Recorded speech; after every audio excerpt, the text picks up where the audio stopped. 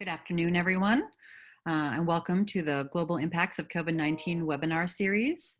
My name is Wendy Hunter Barker, Assistant Dean here at the School of Global Policy and Strategy at UC San Diego. Before diving into today's topic, we'll have our short segment on getting to know GPS. Today, I thought I'd talk a little bit about our research centers. As I mentioned last week, we have 12 excellent research centers here at GPS. You can see that they span a range of topics. Some have a regional focus, like our 21st Century China Center, the Center for U.S.-Mexican Studies, the Japan Forum for Innovation and Technology, and the Korea Pacific Program.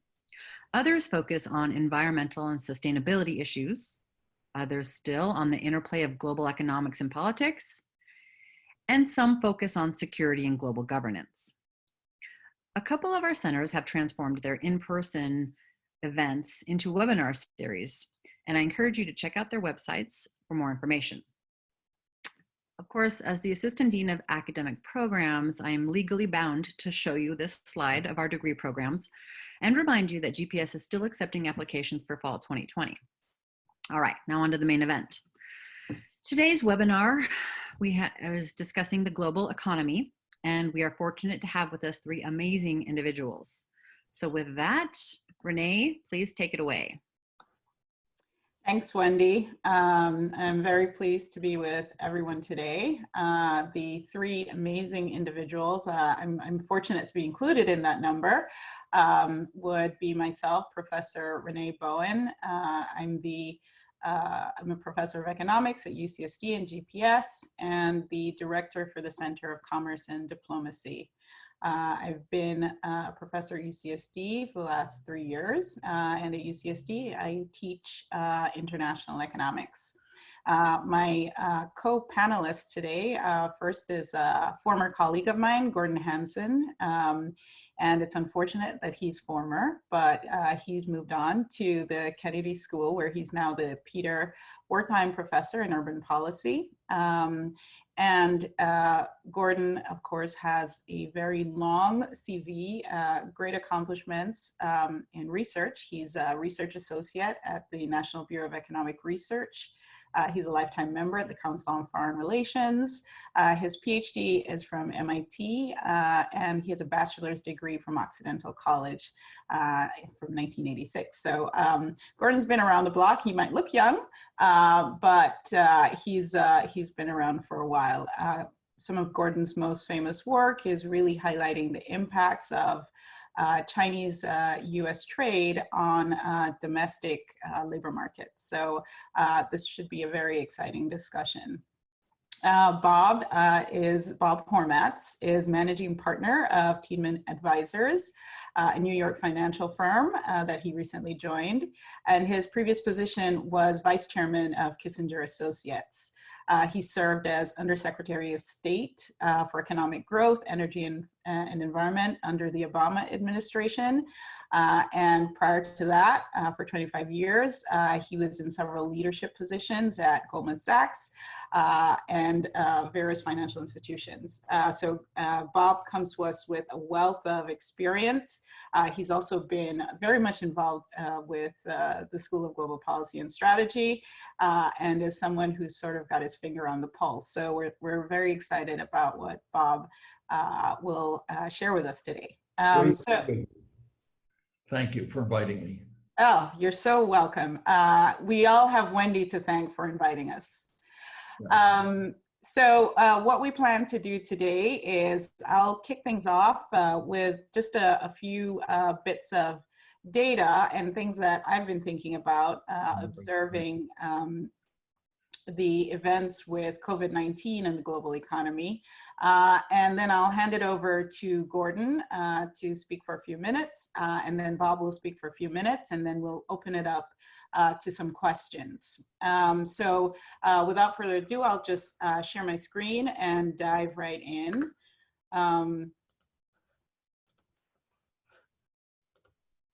Okay, so what I'd like to talk about over the next 10 minutes or so are really 3 points.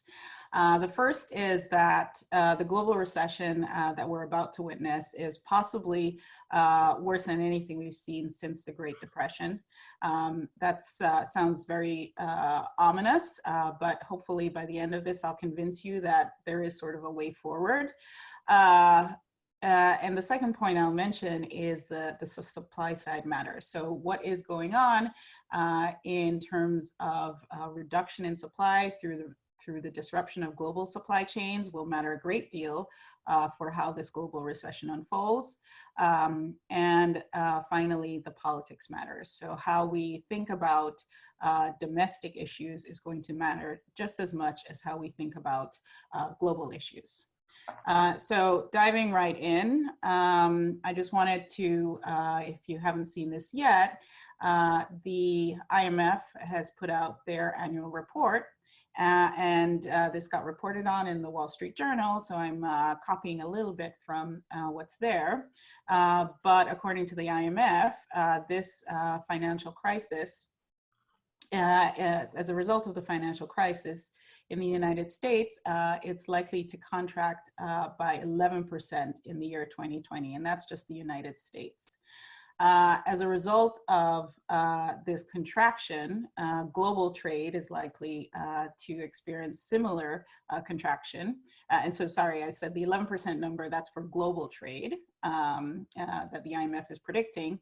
But as far as I can tell, this is likely to be an underestimate of the contraction. So if you look at this figure, also from the IMF, in the quarters that we can report on in 2020, GDP has contracted by 3%. And that's in comparison to what happened in the Great Recession. GDP contracted by something of the order of 0.1%. So the contraction in GDP for the United States is much more significant than it was for the Great Recession. And so what we're looking at is a contraction that looks something closer to the Great Depression. So this is a figure from Baldwin. It's not quite 2009, it should be 2019, actually 2020. And so what we're looking at is the contraction of imports. Sorry, this is 2009, as a result of the Great Recession, sorry. And that was a contraction of 15% over previous levels.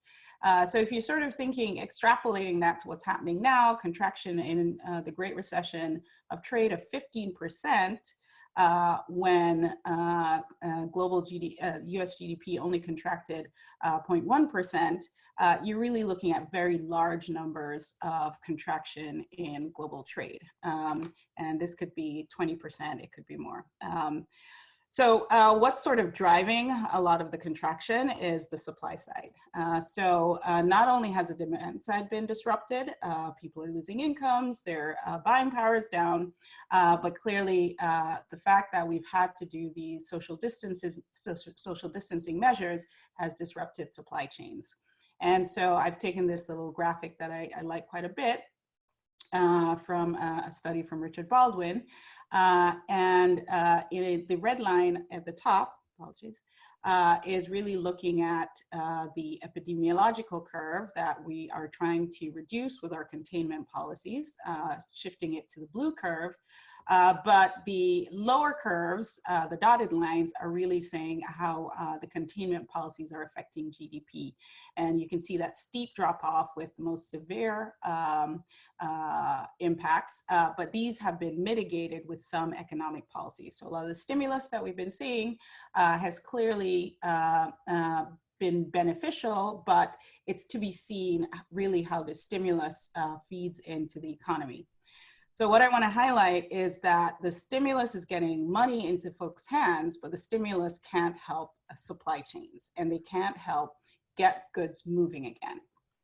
And so what's really at issue is how do we get goods from point A to point B, and that's what's really going to impact global trade. So again, just sort of thinking about the economy and how it works, again, stealing this from Richard Baldwin, which I thought it's a great graphic. we really want to think about these households, and the stimulus is helping the households to get this money in their hands. It's helping small businesses stay open, which gets wages into the hands of the households. But the other part of the story is these goods and services and how they're able to flow through the economy, and that's what's hasn't yet been addressed. But businesses are working on these things. One bright spot is the sort of supply that has not been disrupted, in fact, has probably seen a boost, is services. And as we know, the US economy in particular has been increasingly reliant on services trade. So as we're still able to do things like Zoom meetings and still provide educational services, still provide financial services, we're going to see a growth in financial in services in general that can still be supplied without the physical proximity.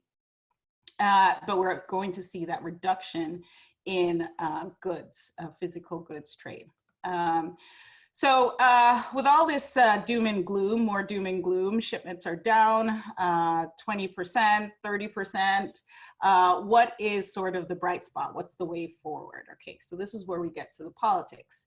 Now, prior to COVID-19, there was already a very robust discussion about how we can start restructuring or redesigning the global economy to take into account inequities.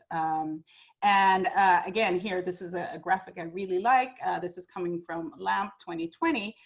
So as far as globalization went, there were sort of three prevailing narratives.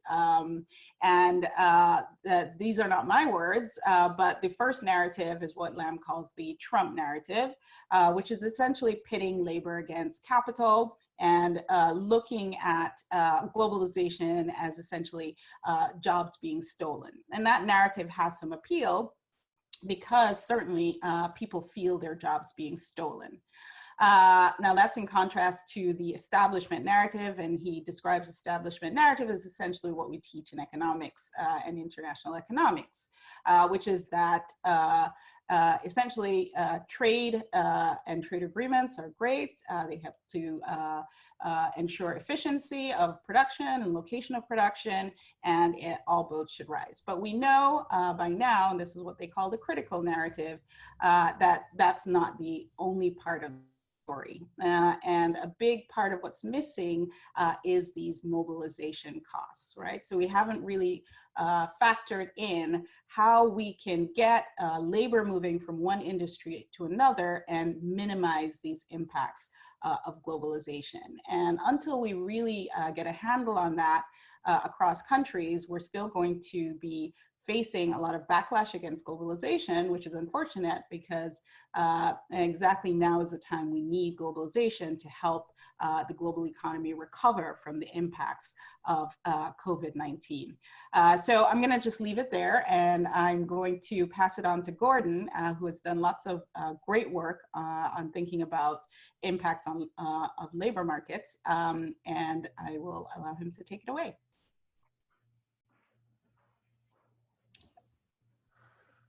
We need you to unmute, Gordon. Yes, having been around the block doesn't mean I know how to use Zoom yet. So the pitfalls of age. Thanks very much, Renee, and thanks to Wendy for organizing this event. It's really a pleasure to be here with the GPS community and the UCSD community, two groups of people who are will always be near and dear to my heart. I want to do three things in my brief remarks. One is to talk about what the plunge in global GDP is going to mean for some specific aspects of trade and which workers are going to be most adversely impacted by those changes. Second is to talk about the COVID-specific elements of that GDP contraction and how that will have some add-on effects to disrupting global economic activity. And then third, to close with what policymakers can do and what we want to see them doing in order to mitigate the impacts of this unprecedented crisis. First, as Renee outlined very nicely, we are witnessing a dramatic decline in GDP in the United States, in many countries around the world, and as we sum it all up, in the world as a whole. The IMF had predicted that US GDP would contract this year around 5%. What we've already seen is a close to 5% contraction in the quarter number 1. As we go into quarter number 2, which is happening right now, that number will almost certainly be much larger. And it's really hard to anticipate a rebound in quarters 3 and 4 that would bring us to what seemed like a dire prediction of the IMF of a 5% contraction. We're looking at something pretty incredible in terms of a downturn in economic activity this year, probably closer to 8 to 10% than 5 to 6%. So when GDP contracts, it has a bullwhip effects on trade. And that's because much of trade is in economic activity that is cyclical in terms of its demand. When we think about trade in goods, about 80% of trade in goods takes the form of manufacturers. And of those manufacturers, about 2/3 are goods that are durable or that are used in construction, with both those categories broadly defined. Those are two sectors that are hammered when the economy turns down. What do we do when times get tight? We stop buying cars, we stop buying big screen TVs, we stop buying major appliances, and we stop buying homes. So that has a direct impact on the change in demand for manufacturing goods and for durable manufacturing goods in particular. And so for workers employed in those sectors, that means layoffs, and that means a slow return to work over time. Because manufacturing tends to be pretty geographically concentrated in different countries, in the US in particular, and in most countries in the world, what that means is the economic pain from that coming employment-induced contraction from COVID via the decline in GDP and trade is going to be pretty concentrated spatially. Those impacts we haven't really seen yet. What we've seen is the first line impacts of the reduction in activity from the shutdown. What we're going to see in the next round are these attendant effects coming from the decline in global economic activity. There's some knock-on effects, which are going to affect particular types of economies acutely. That is, firms are delaying investment activities. So there's a reduction in foreign direct investment. This means reduced construction activity in lots of countries that were enjoying foreign direct investment inflows up to this moment in time. Many countries that rely on remittances from workers they've sent abroad to work in construction, in household services, are seeing a decline in their incomes, and so a decline in the income going back to those countries. In El Salvador and Honduras, for example, 20% of GDP comes from remittances. Those are examples of countries that are going to see a substantial decline in GDP coming from reduction in activity. What we also see in times of crisis, as the present one, is a flight to safety when it comes to global investors. And a flight to safety means typically people gobbling up dollar-denominated assets and treasury bills in particular, and that capital flight puts pressures on currencies and foreign exchange reserves in many emerging economies. Now, there's some particular aspects of this downturn in GDP coming from the crisis that are specific to COVID, that are different from what we've seen before. One is that COVID complicates the business of global trade. That's because trade involves people involved in physically moving goods between countries. And importantly, and this is a feature we all know and understand, but we don't think about it that much, and that is that international travel is essential for the business of conducting trade. What we've done is massively disrupt global travel, and that means fewer deals are getting done. And that means shipments that would have normally happened 3, 6, 9 months in the future, those deals are not getting consummated now. And that means this downturn has legs, even under the most optimistic scenarios. Also acutely related to COVID is a downturn in global tourism. And there are many small economies that are highly dependent on tourism for revenue. So we think about the Caribbean, we think about certain countries in Central America, Costa Rica, prime among them. You think about South Pacific, and you think about certain parts of Southeast Asia as being, Thailand included, parts of the Indonesian archipelago as being heavily reliant on tourist revenues. Finally, when it comes to the COVID-specific aspects of disruption to global trade, we're going to have renewed calls for protectionism. When you experience an unprecedented downturn, there is a tendency to protect your own. That strengthens elements who want to say we need to preserve jobs, by shutting off imports and engage in the sort of beggar thy neighbor policies that we've seen appear during times of economic disruption going back to the Great Depression and before. So in this environment, what can policymakers do? So in particular, when we think about the countries that GPS cares about and has focused a great deal of energy in trying to understand the economies of Latin America and Asia, we need to be concerned about the provision of liquidity to countries that in general have perfectly good business models that underlie their engagement in the global economy, but are suffering from capital flight during this attempt by investors to find safety in their holdings. And what we've seen here is a pretty good response from policymakers. The US Federal Reserve Bank is providing dollar swaps to certain central banks. The IMF has quite quickly put together $1 trillion in emergency lending facility that helps provide that liquidity into the global economic system. Second thing that policymakers need to do is to do their utmost to sustain consumption and investment spending during what is essentially an intentional reduction in employment. And that is to get households and businesses to behave as close as possible as though these were normal times. Normal times, they are not. And households are cutting back spending, businesses cutting back spending. But through what the US has been doing with the payroll protection program and expanded unemployment insurance, those are kind of the right things that need to be done. Unfortunately, those efforts are incomplete. Some of the money goes to the wrong folks, and they're kind of isolated to higher income countries. In many emerging economies, we aren't seeing countries that have the fiscal capacity to provide that same sort of protection.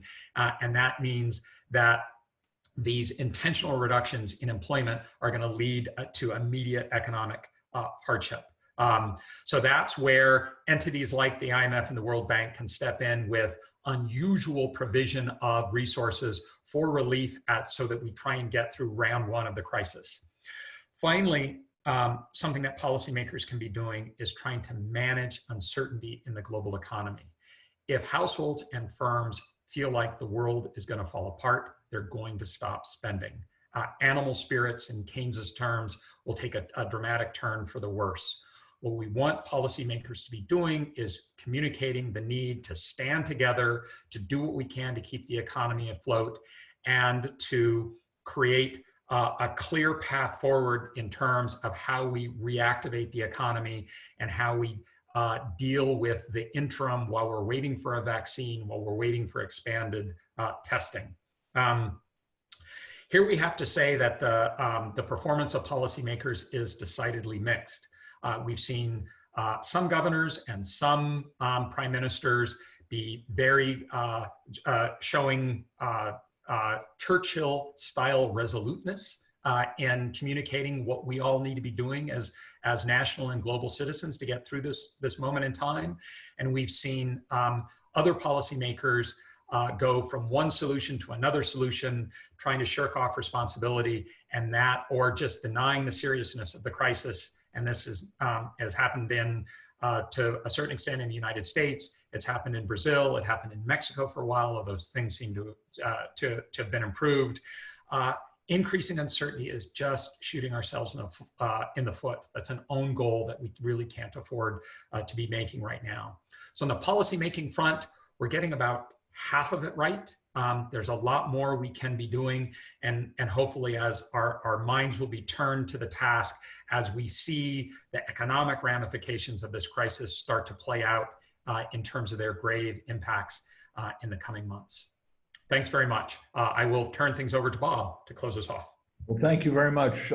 Both superb presentations. I'm sorry I was darting back and forth. I've got two computers going here, and we were doing something with the EU, is having a meeting of their finance ministers or their deputy finance ministers. So they wanted me to chip in for a few minutes. So I wanted to end that before coming here. But in any case, it illustrates the point that both of you had made. So let me try to sort of underscore a few elements of this, and that is first on the supply side. One of the complicating elements here is that the whole, and I'll get to this in a little bit more detail in a few minutes, but the notion of this seamless global supply chain system or demand supply chain system that we had envisaged perhaps as late as maybe 10 years ago has now been dealt a very severe blow by this. And that is that the notion of nationalism, economic nationalism, trade nationalism, healthcare nationalism, and a variety of other nationalisms, I think are going to be a major concern that we're going to have over the next several years, because we've been used to being so heavily dependent on one or two countries for large amounts of our pharmaceuticals, particularly antibiotics. We've been used to, in the technology area, depending very heavily on a couple of countries, China being the major one, for very important elements of our technology. And I think this notion of global interdependence and particularly concentrated supply chain dependence is going to take an enormous hit as a result of this. Now, what does that mean? It means either, and it will mean a combination of things. One is greater diversification of supply chains, but there are only a few countries that can play as robust a role in the global supply chain system for the United States and for Europe as China. So the interesting thing that we have going with China is that we definitely need, and I think this is where there's a contradiction in the way we deal with issues going forward, geopolitical and geoeconomic, we desperately need close interaction between China and the US on early warning systems for pandemics. We need more cooperation on climate issues. We need more collaboration among American and Chinese scientists in finding treatments for this pandemic and for those of the future, in developing new drugs, new therapies, new immunization techniques. China has 2 or 3 very active programs in drugs. These that are actually moving ahead quite rapidly, that they're sharing with and interacting with American scientists on. So on one hand, there's going to be more trade and supply chain nationalism. On the other hand, there desperately needs to be a great deal more collaboration among scientists to exchange information, and particularly to ensure high levels of transparency. That has been, if you look at the way this crisis has been managed, the lack of transparency or the slowness of transparency has been one key aspect of the problem. So in order to have that, you need very good communication among the scientific community, leaders, but on the other hand, if you're having more nationalistic disputes over trade and over other geopolitical issues, it strikes me as a balance that's going to be extremely difficult to achieve, but a necessary one. It can't be disengagement on all fronts. There's some fronts where active, proactive, anticipatory engagement is critically important. So that's one issue, one dilemma, one policy issue that's going to have to be investigated and thought about in a serious way going forward. The question of recovery or normalization it is unlikely, and Gordon made this point, it is unlikely that you're going to have anything close to normalization prior to either a vaccination, some kind of immunization, or a very quick and easy treatment, like taking a pill. But the current drugs that are now underway for treatment purposes that are being experimented, monoclonal antibodies, for instance, which is a promising treatment. We've used it for other things. These things they're intravenous primarily. So they're not exactly popping a pill and you'll be cured. And I think as long as that level of uncertainty exists about the disease and whether it can come back and whether you, having had it, are immune to getting it again. These are all issues scientists are grappling with. I was on the board, 2 boards of biotech companies, and we had a meeting this morning among experts, far more expert than I assure you, on this question. And they were questioning whether if you get the disease, can you get it again?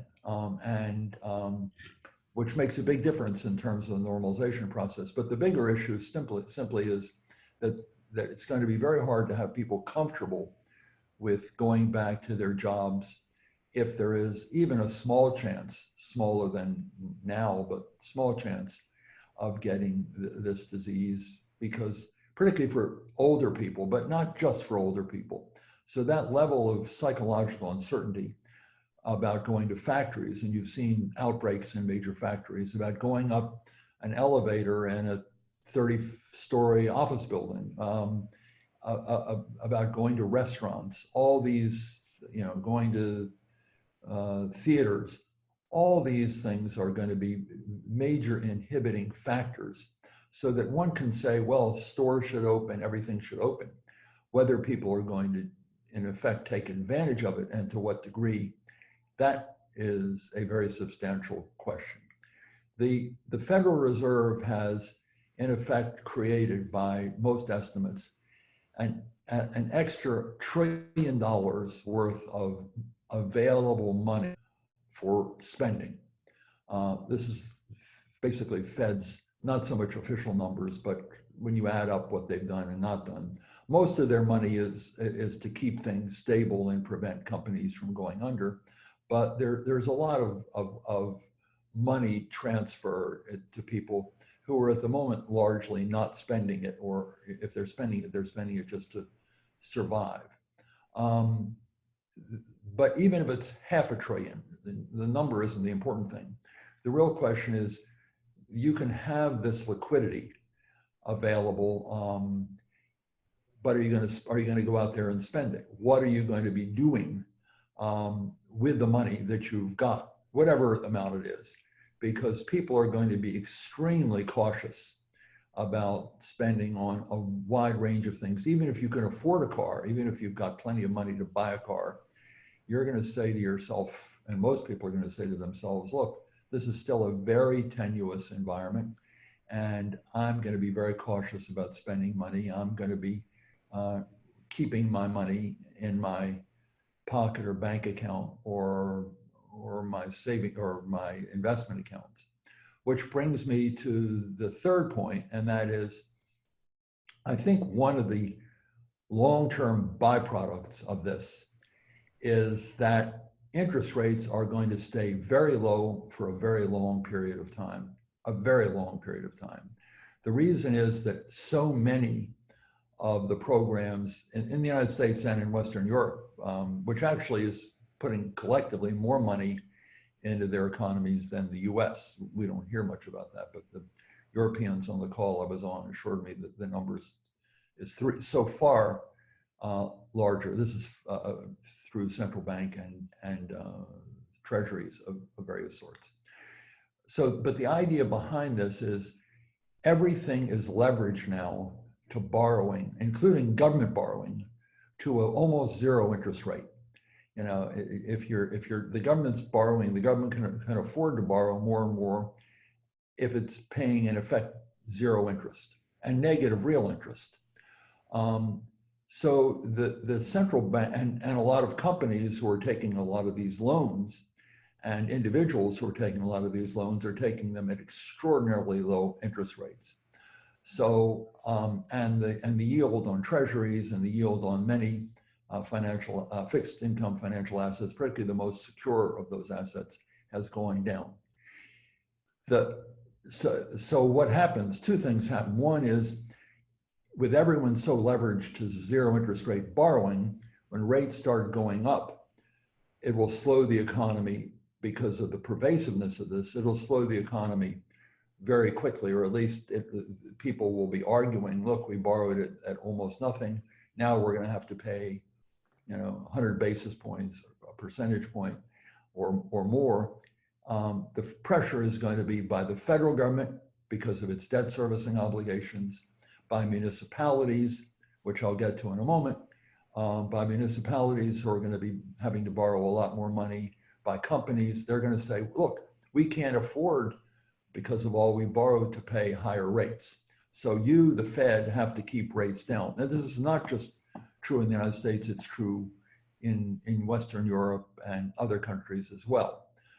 The other side of that coin is that savers, particularly retirees and cautious savers who save in their bank accounts or buy treasuries or their 401ks, they're 75 years old, therefore they didn't want to put stocks in their 401ks, which it turned out to be an advantage if they didn't, because the stock market went down. But put that aside for the moment.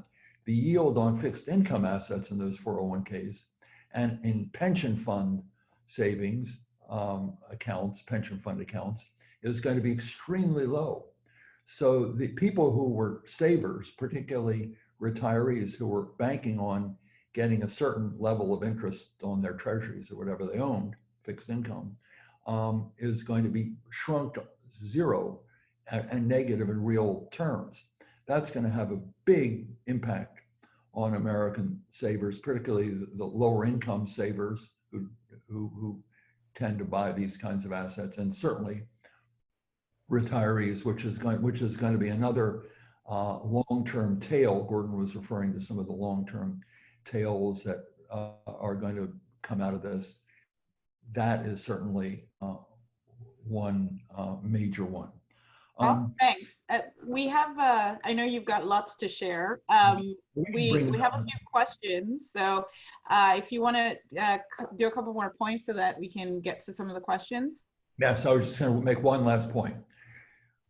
The big sufferers in the long term are going to be cities. There are a lot of people who are going to suffer. The last one is cities, because cities now have these large unfunded pension liabilities. They have had to put out huge sums of money. The government will give them some of this money back in this new bill that they're talking about passing, but they haven't passed yet.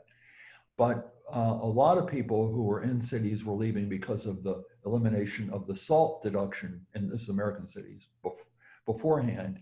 I think it's going to put cities under enormous pressure. They've had to put out a lot of money.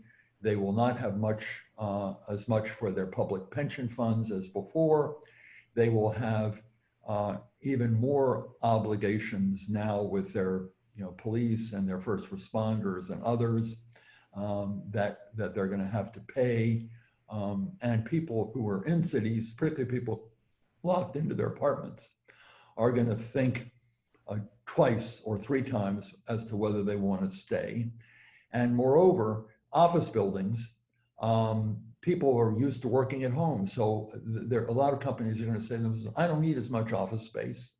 And particularly for cities that depend, like New York, but many others that are sort of hubs, not just for work, but for entertainment, for people congregating together. There are going to be a lot of second thoughts about those, because a lot of restaurants are not going to reopen. They can't make money at 50% utilization. A lot of stores are simply going to go bankrupt. That we're already seeing that, and a lot of the big entertainment facilities are going to find it very difficult to reopen anytime soon, particularly without some kind of immunization. So I think the vulnerability of the cities is something that really hasn't, at least American cities, probably European as well.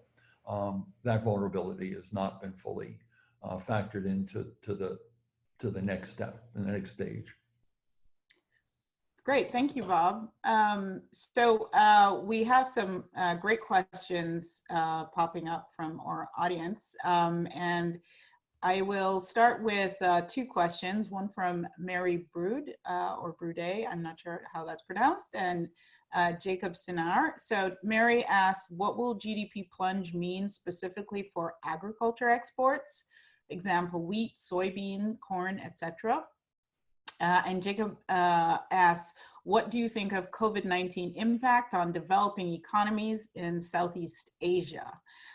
So I will ask Gordon to actually start with either one of these two questions, see if you have any thoughts on these.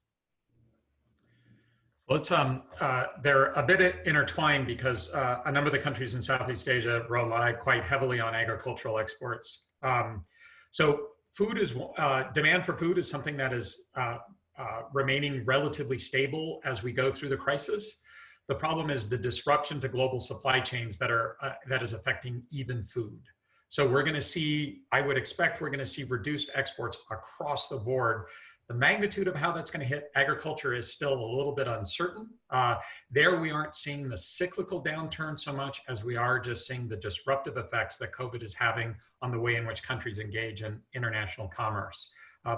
Each country in Southeast Asia faces slightly different risks. For Thailand, we're seeing an enormous contraction in tourists. Thailand gets 10 million visitors a year from China. That flow is essentially dried up. Indonesia relies on oil exports. Those have been hit quite hard.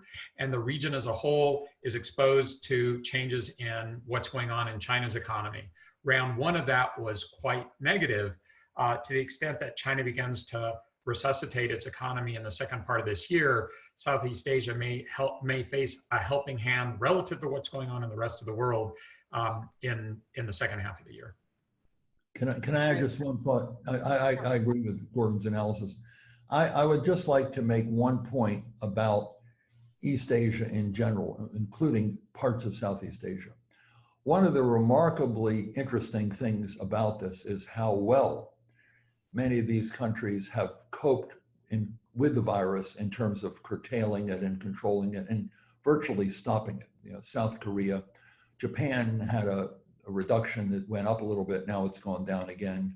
Taiwan has had a very impressive record of dealing with this, and several others as well. So I think that those and as a result, by taking very tough, quick actions and having been prepared because of their experience with SARS, they were able to learn a lot and they were able to be much more prepared than most other countries. The problem is, as Gordon says, that while they are better prepared and their economies now are almost normal, not quite, but almost, the question is the demand for the goods they sell. And I think that is probably going to be the thing holding them back. It's not so much the supply side for them, it's much more the demand side. And then the tourism point, I think, is very important. Thanks, Bob and Gordon. So we have two questions from Michael Poor. And the first question is, when do you think the capital markets will accurately resemble the economic situation, or are we currently at that point, i.e. some securities have returned to Q4 2019 levels, some beyond? So that's the first question. The second question is, which economies are positioned to rebound faster than others? And are there any nations who stand to come out of this in a better position comparatively than before it, i.e. is a reorder, reshuffling of the global economic order? So I'm gonna have two quick reactions to both of these. Number one, trying to predict the stock market is pretty much like going to Vegas. So I am not going to take any stabs there, and I'll leave that to Gordon and Bob. But number two, what economies are positioned to rebound faster than others? Again, I think this is just summarizing some of the points that have been made here.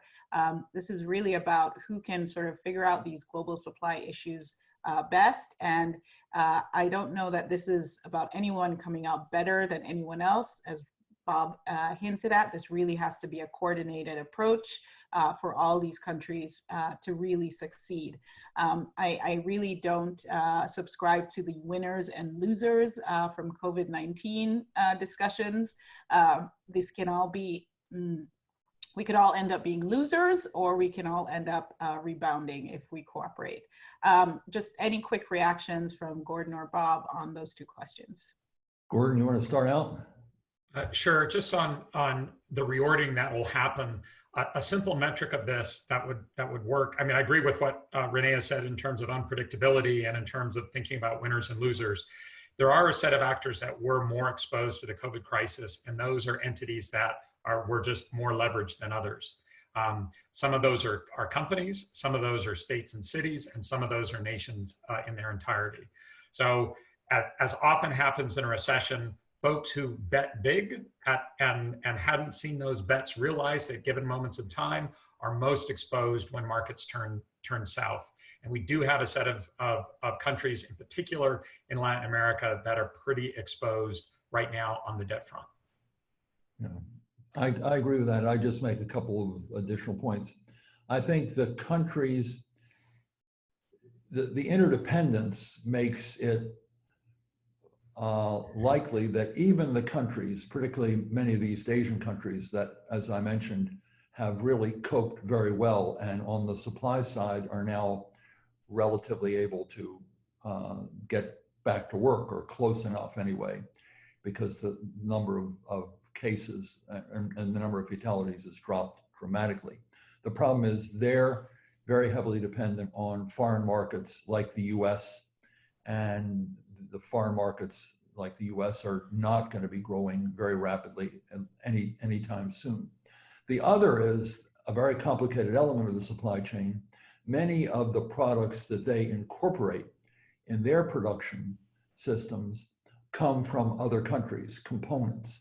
And therefore you can have a factory that is 90% self-sufficient. If 10% of what it needs to make the final widget comes from a country that is shut down, still shut down, or the workers are not going to work, that impedes its ability to resume normal production capabilities. On the stock market, my view is that perhaps the anticipation of a big V-shaped rebound has become too broadly accepted. I mean, I wouldn't say it's the majority point of view, but people look at this like other financial crises. This is not like any other financial crisis we've ever had. And it's going to depend very much on how the virus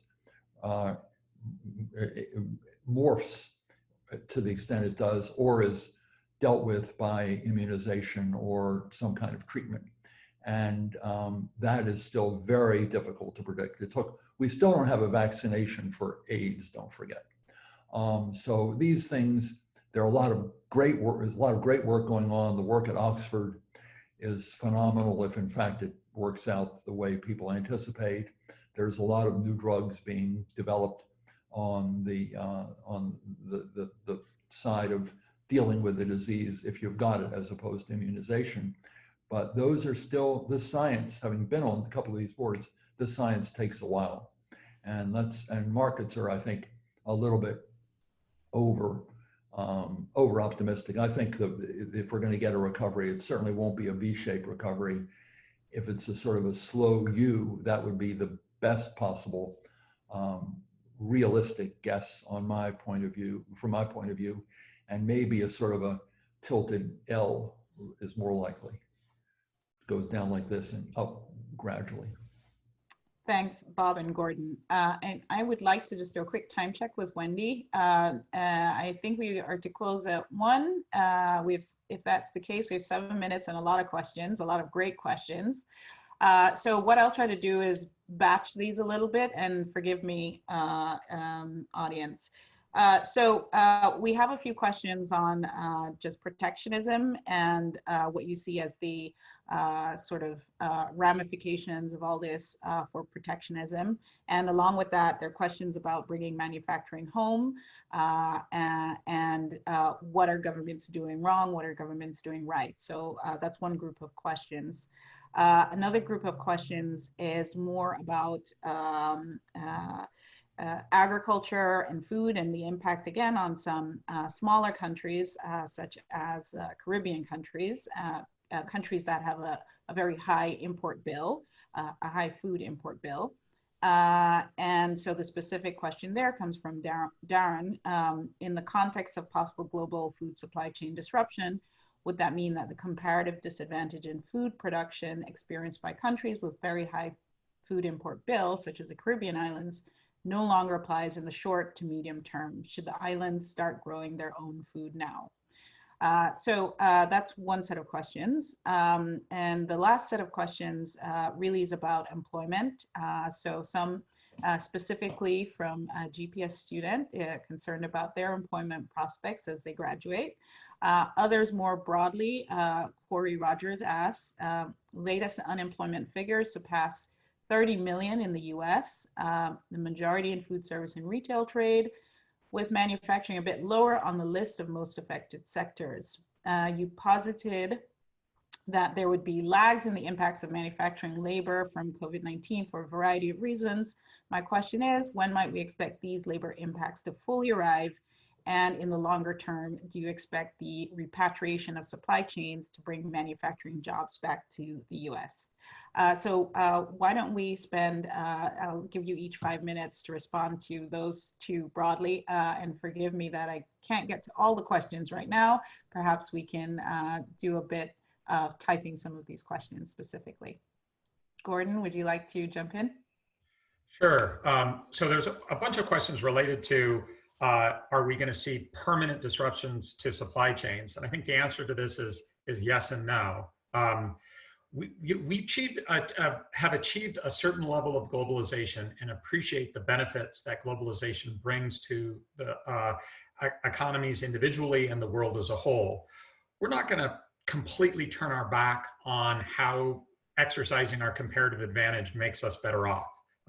What we are going to end up with is some sort of new implicit tax on trade with the rest of the world. Some of this tax will be explicit in terms of protectionism rearing its head. Others will be implicit. That is, we're now going to have to, we're going to be monitoring trade in new ways. We're going to be reserving a certain portion of our production capacity to deal with virus-related issues. And service trade and the role that travel plays in service trade is disrupted. Service trade facilitates a lot of trade in goods. So we're going to see a mild step back, even if the initial disruption to trade is massive. Globalization is here to stay. We need to find new and constructive ways to manage it. On the employment side, I think you can think of there being 3 rounds of effects. Round 1 is this, what I called it an intentional reduction in unemployment. We stay home so as not to spread the virus. Round 2 comes from the spending impacts that result from that voluntary reduction in employment as we spend less on goods and services. Round 3 comes from then rounds 1 and 2 accumulating, meaning that there are households that aren't making their mortgage payments. There are firms that aren't making their bank loan payments. There are banks that are in financial straits and are stopping to lend.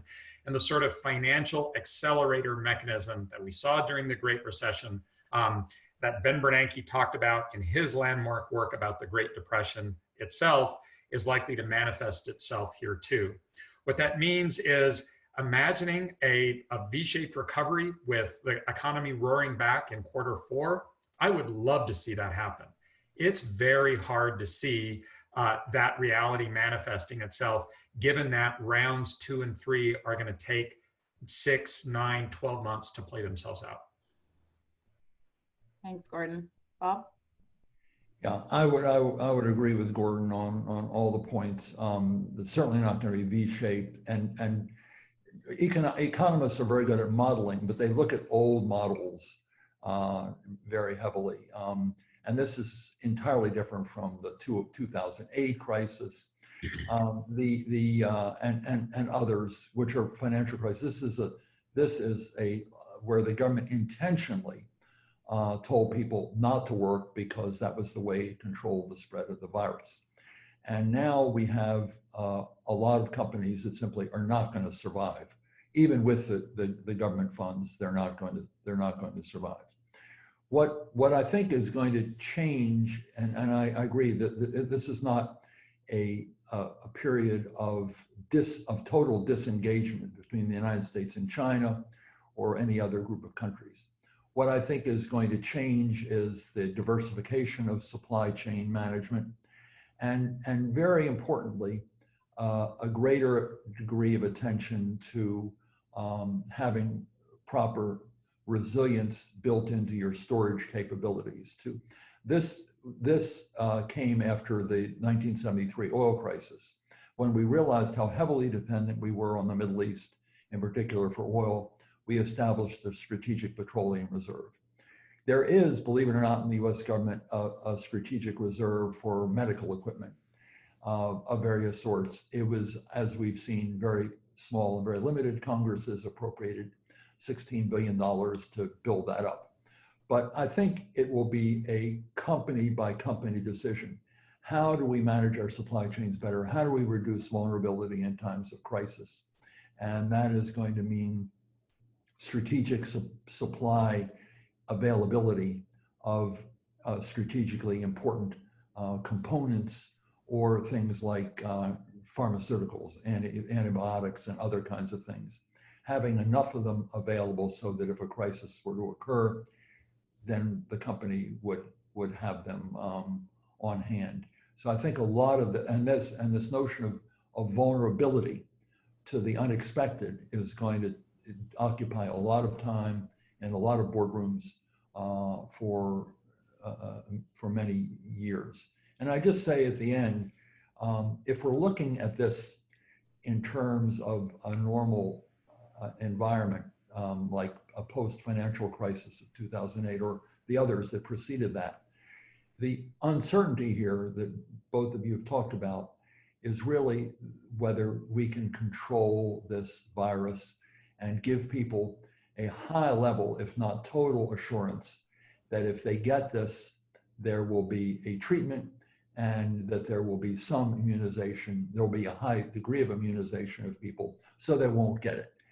Other than that, the level of uncertainty is going to hang over this economy and the global economy. And this is really a rolling crisis, because while the numbers are curving down in some cities, New York to some degree, and some other cities, we still haven't seen the implications for some of the large emerging economies who account for a very substantial portion of global economic growth.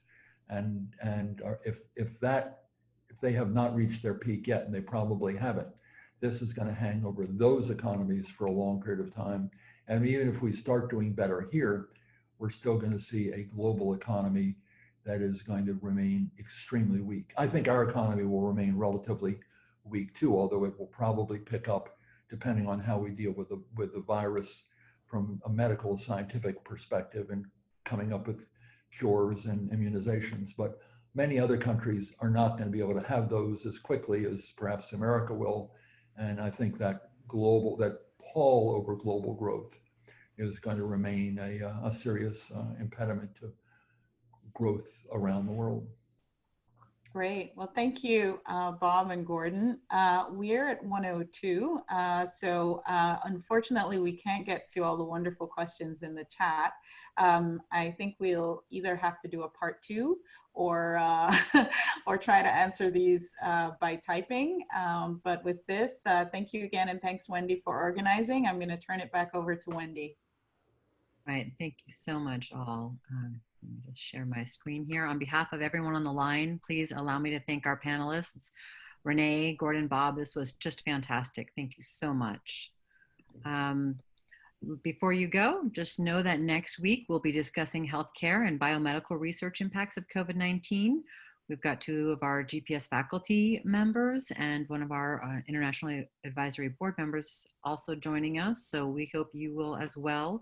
Thank you, everyone, and we look forward to seeing you next week.